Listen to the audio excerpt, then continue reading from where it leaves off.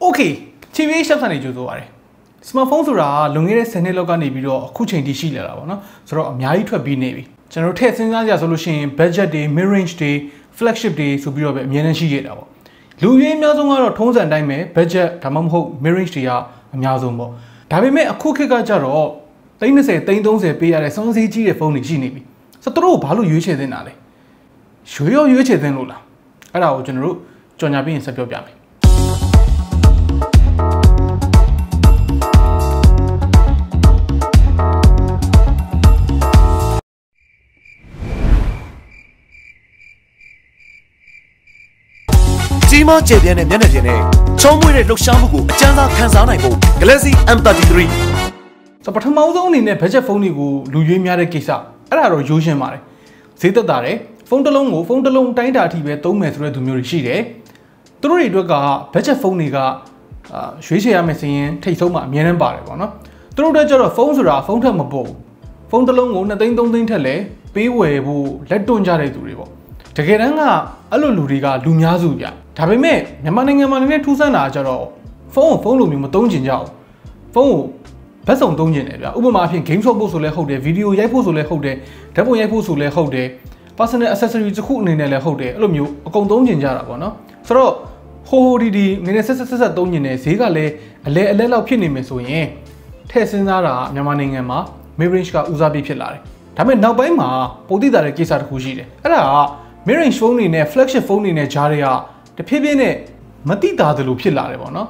်ဒါကကောင်းတာလို့ပြောလို့ရတာပေါ့ဘာလို့လဲဆိုတော့အခုလိုမျိုးဈေးအဆက်ဆက်ရတက်နေတဲ့ခေတ်ကြီးမှာ30လောက်မသုံးမင်းနဲ့သုံးလို့ကောင်းမဲ့ဖုန်းကောင်းရဖို့ဆိုတာမျိုးကဖြစ်လာတယ်ပေါ့အရင်တော့ကကျတော့ဒါမျိုးမရှိဘူးအရန်ကောင်းတာကိုမှကြိုက်တယ်ဆိုရင် flagship ဖုန်းဆိုတာကိုချိန်မိတ်ပြီးတော့ဝယ်ရတယ်အခုကျတော့ mid range ကနေပြီးတော့ကောင်းတာကိုရွေးတတ်မယ်ဆိုရင် flagship ဖုန်းမကင်လဲရပါတယ်ကွာဆိုတာမျိုးဖြစ်လာတယ်ပေါ့နော်ဆိုတော့ဒီမှာမေးခွန်းထုတ်ရမှာ flagship နဲ့ mid range နဲ့မကွာတော့ဘူးဆိုရင်ဘာဖြစ်လို့30ပေးရမှာလဲဒီမေးခွန်းကိုဖြေဖို့ဆိုလို့ရှိရင်အရင်ရှင်းပြဖို့လိုတာ flagship ဖုန်းဆိုတာဘာလဲဆိုတဲ့အချက်ပါ flagship ဖုန်းဆိုတာလွယ်လွယ်ကူကူပြောရရင်ခင်ဗျားတို့ကြိုက်တဲ့ကုမ္ပဏီကနေထုတ်ထားတဲ့ဈေးအကြီးဆုံးဒါမှမဟုတ်အမြင့်ဆုံးသောအကောင်းဆုံးသောအရာတွေကိုပဲထုတ်ထားတယ်ဆိုတော့ဖုန်းအဲ့ဒါကို flagship ဖုန်းလို့ခေါ်တယ်တော်တော်များများအမှတ်မှားနေကြသလိုမျိုးအကောင်းဆုံး SoC ပါတိုင်း flagship ဖုန်းမဟုတ်ဥပမာအဖြစ် Snapdragon 8 Gen 1တော့ပါတယ်ဒါပေမဲ့တခြားနေရာတွေမှာ short ထားတယ်တခြားနေရာတွေမှာတိတ်မကောင်းဟိုနေရာလေးနည်းနည်းကြီးကြောင်ဒီနေရာလေးနည်းနည်းကြီးကြောင်ရှိတယ်ဆိုတဲ့ဟာမျိုးအဲ့ဒါမျိုးက flagship ဖုန်းမဟုတ်အဲ့ဒါက price to performance ဖုန်းပေါ့နော်ဥပမာအနေနဲ့ပေးရရင်ဗျာ Mi 11ဆိုတဲ့ကောင်က flagship မဟုတ်ဘူး flagship SoC ရောပါတယ် Mi 11 Ultra ဆိုတဲ့ကောင်ကကြတော့ flagship ဒါဆိုလို့ရှိရင်သဘောပေါက်ကြလိမ့်မယ်လို့ထင်တယ်ဒါပေမဲ့ flagship ဖုန်းဆိုတာကဈေးပဲအကြီးဆုံးဖြစ်နေတာမဟုတ်ဘူးအလကားနေရင်ဈေးစွကြီးနေတာတော့မဟုတ်ဘူးဗျ flagship တစ်လုံးဖြစ်လာဖို့အတွက်သူ့မှာပါသင့်ပါထိုက်တဲ့အချက်ဆိုတာရှိတယ်အဲ့ဒီအချက်တွေကလည်းခုနကပြောသလိုမျိုး mid range ဖုန်းတွေမှာအကုန်လုံးမရနိုင်ဘူးတချို့တော့ရနိုင်တယ်ဥပမာအဖြစ်အရန်ကောင်းပြီးတော့အရန်လင်းတဲ့ display မျိုးအကြာကြီးခံတဲ့ battery water resistance တကယ်ကောင်းတဲ့ stereo speaker တွေအဲ့ဒါတွေထက်အကုန်လုံးထက်အသိသာဆုံးကတော့ flagship ဖုန်းတစ်လုံးရဲ့ build quality နဲ့ design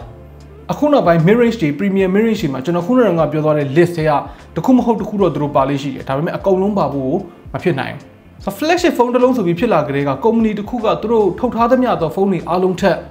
ဖြစ်နိုင်တဲ့ဘက်ကနေပြီးတော့အကုန်လုံးပိုကောင်းအောင်ပို့ပြီးတော့ down စီအောင်လုပ်ဖို့လိုအပ်တယ်ဆိုတော့ flagship ဖုန်းဖြစ်နေပြီဆိုကြတဲ့ကတက်နိုင်တဲ့လောက်ဘယ်နေရာမှသူတို့ဝေးမလျှော့ထားဘူးဆိုတော့ flagship ဖုန်းဆိုတဲ့နာမည်ကဈေးပဲကြီးတာမျိုးမဟုတ်ဘဲနဲ့နောက်ကွယ်ကနေကပ်ပါလာတဲ့အရာသာရှိတာတွေကောင်းနေတာတွေအဲ့ဒါတွေကြောင့် flagship ဆိုပြီးတော့ဖြစ်တာဗျာဒါလို့ဆိုလို့ရှိရင်တော့ flagship တွေရဲ့အဓိပ္ပာယ်အတိတ်အနက်ကိုသဘောပေါက်သွားလိမ့်မယ်လို့ထင်တယ်ဆိုတော့ mid range တွေကဘလောက်ပဲကောင်းလာပါစေ flagship ဖုန်းတွေနဲ့တစ်ထက်သေးနီးပါးတူတဲ့အနေထားကတော့ရောက်လာမှာမဟုတ်ဘူးအဲ့လိုမျိုးရောက်လာလို့လည်းတော့မရဘူးဘာလို့လဲဆိုတော့ကုမ္ပဏီတွေက flagship ဖုန်းတွေအသက်ရှင်မှုအတွက် mid range တွေပေါ်မှာအများကြီးမှီခိုနေရလို့ဒါတော့နောက်တစ်ဗီဒီယိုမှာတက်ထပ်ပြောပြမယ်အဲ့ဒါပြောလိုက်ပြီးတော့မှာမဟုတ်ဘူးဆိုတော့အခုပြောမယ့် main topic ကိုပဲဆက်ပြောမယ်ဗျာ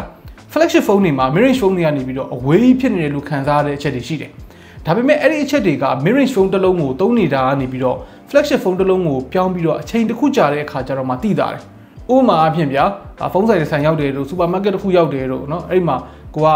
mid range ဖုန်းသုံးနေတဲ့သူဗျာ flagship ဖုန်းကိုခဏလေးကင်ကြည့်လိုက်တယ်ဘယ်တော့မှလည်းမကွာပါဘူးကွာဆိုပြီးတော့ထင်ရကောင်းထင်ရနိုင်တယ်တကယ်က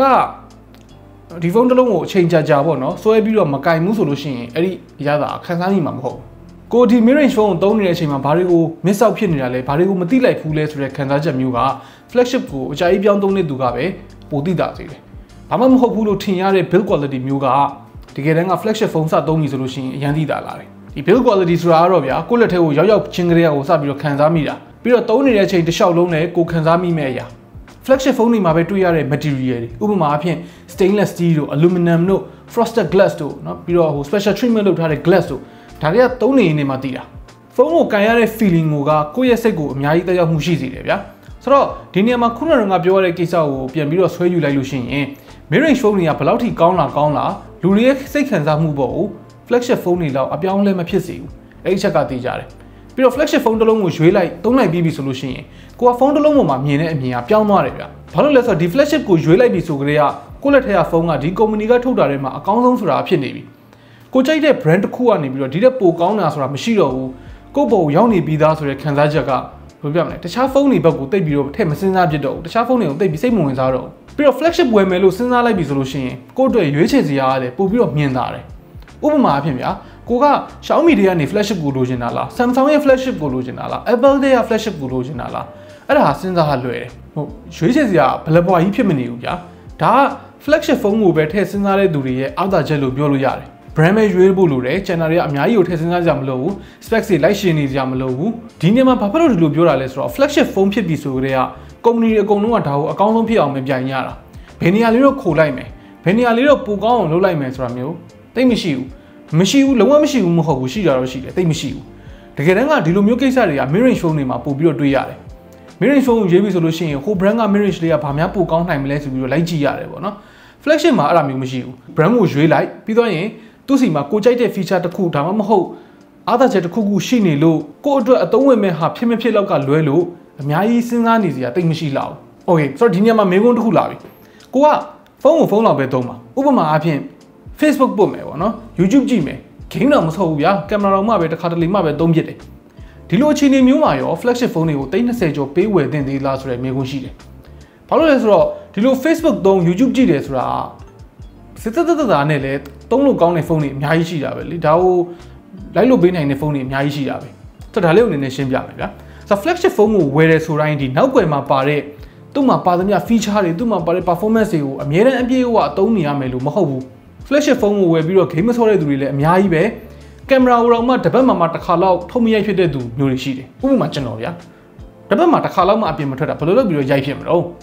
ကျွန်တော်ဆိုလို့ရှိရင်နေတိုင်းသုံးပြတာဆို Facebook YouTube Netflix အဲ့လိုပဲရှိတယ်အများကြီးမရှိဘူးဒါပေမဲ့ကျွန်တော်လူမျိုးပေါ့နော်ဖုန်းတစ်လုံးကိုတာမန်ကိစ္စလောက်ကလွဲပြီးတော့ကျန်တာမသုံးတဲ့သူဆိုရင်တော့မှပဲတခြားသော mid range တို့ budget တို့ဖုန်းမျိုးနဲ့သုံးနေရတဲ့ experience တက်ပိုကောင်းတယ်ဗျာအဲ့ဒီပိုကောင်းတယ်ဆိုတဲ့ experience က flagship ဖြစ်နေလို့သူ့မှာပါတဲ့ performance display speaker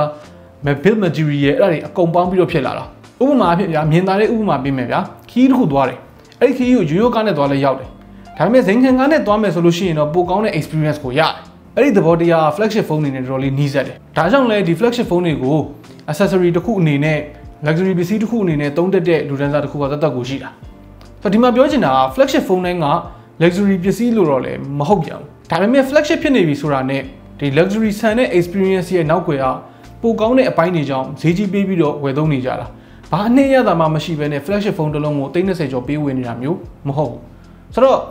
့ဒီ flagship ကိုကန်ရတဲ့အရာတာကိုလိုချင်လို့ပဲ flagship phone ကိုဝယ်ကန်ရတယ်ဆိုတာဖြစ်လာတာအရင်ကလိုမျိုး performance ကောင်းလို့ display ကောင်းလို့ SoC ကောင်းလို့ဒီ flagship ကိုရွေးကြတယ်ဆိုတာထပ်ပိုလာပြီဗျာဆိုတော့သုံးဖို့ကောင်းဖို့ဆိုလို့ရှိရင် mid range လောက်နေနေအဆင်ပြေတယ်သုံးလို့ကောင်းတာထက်ကိုပိုချင်တယ်ဆိုလို့ရှိရင်တော့ flagship phone တွေကိုပဲရွေးရမယ်လို့ပုံသင်နည်းကအလိုဖြစ်သွားပြီဆိုတော့ခင်ဗျားပတ်ဝန်းကျင်မှာပေါ့နော် Facebook သုံး YouTube ကြည့်အဲ့ဒါလောက်အတွက်ပဲ flagship phone ကိုသုံးနေတဲ့သူတွေမြင်မှုတယ်ဆိုလို့ရှိရင်သူတို့က experience အတွက်ဝယ်ထားတယ်ဆိုတာမျိုး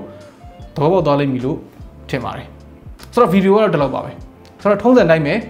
ညင်းညင်တာခုံညင်တာရှိတယ်ဖြည့်ဆွဲချင်တာရှိတယ်ဆိုလို့ရှိရင်အောက်က comment ထဲမှာပဲဝင်ရောက်ဆွေးနွေးညှိနှိုင်းလို့ရပါတယ် Okay နောက်နေ့မှတွေ့တော့